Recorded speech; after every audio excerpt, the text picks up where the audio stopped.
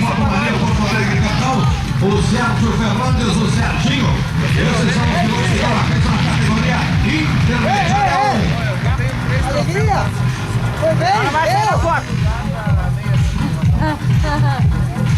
Atenção, box, atenção, pilotos, categoria nacional 230. Atenção, box, atenção, pilotos, categoria nacional 230. Cilindradas, voltas, zona de espera, a prova já tem novo líder.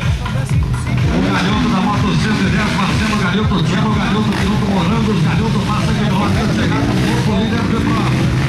Antes tínhamos uma agora temos uma Kawasaki.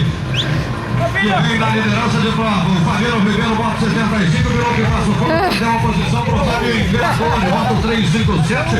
O Imperador nesse momento vai assumindo a terceira posição da bateria, o Fabiano Ribeiro vai caindo para a quarta posição, o Imperador já coloca a rota traseira do time.